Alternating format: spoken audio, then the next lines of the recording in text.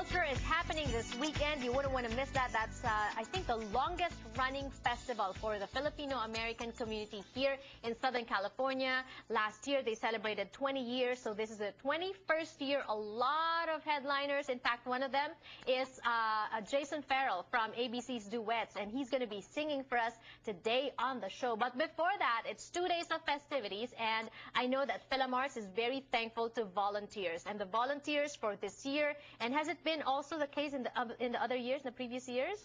Yes. Yes.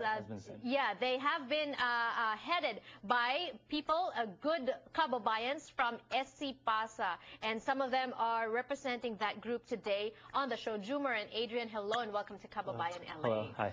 SC Pasa stands for?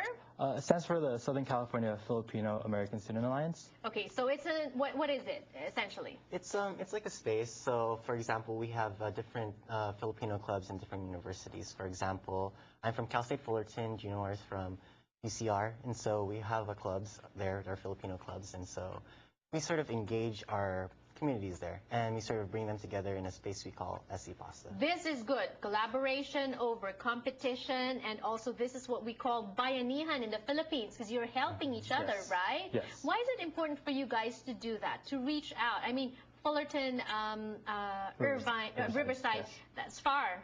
Yeah, Far, it is. right? Yeah. But you know, you make the effort to meet with each other. Why?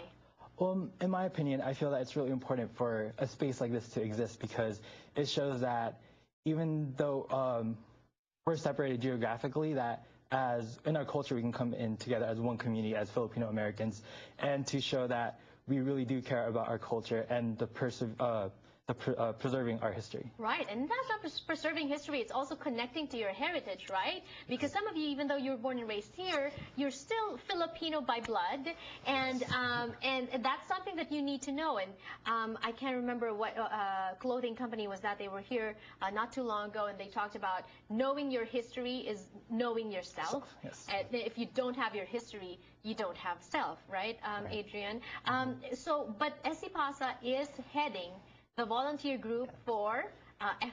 Yes. How fun is that? Adrian, what are some of the volunteers that you need? What are volunteers for?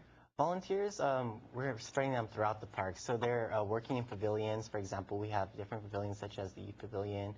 We have the senior pavilion, and so different volunteers, work with the seniors, and they work with the youth and sort of like finger painting and just doing little tasks just to sort of help our community out, help this event out, and it's sort of in a way giving a bit of our ownership of the event, Right. instead of showing our presence, and this is what we are.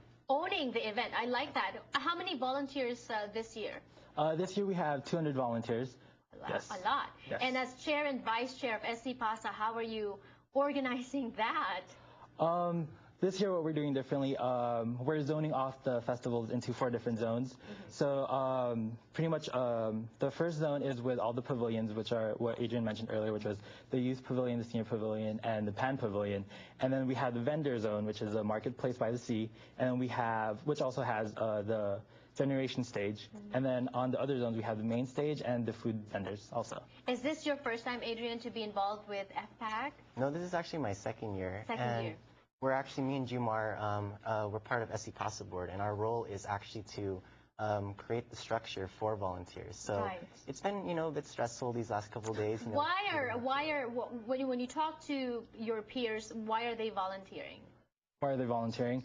Well, pretty much we emphasize that, yes, this is, to get more community service hours, but at the same time, it's a good experience to go through, because FPAC is not just any other festival. It's actually a space where they can network with the different vendors that are there, with professionals in the community, and to kind of get more understanding of life after college. Right. What are the challenges of volunteering? What are some of the problems? Have you encountered any problems with these volunteers? Maybe it's too hot. Maybe it's going to be too hot this weekend. I would say one of the big challenges is sort of engaging them, because I know definitely volunteering for a festival for 6 hours, they get pretty burnt out. On the weekends too, Right. right? Yeah. Do they have shifts, or if I volunteer, I just volunteer on a Saturday, or can we do 2 days? Yeah, there are shifts that are assigned. So FPAC is 2 days. It's February 8th and 9th, this coming weekend. And one shift is 3 hours long. So if they do 2 shifts, there's an incentive of getting a free meal and a FPAC volunteer shirt. Ooh, That's nice. Maybe I'll volunteer. We're going to be talking a little bit more about this when we return on the show. Don't go away.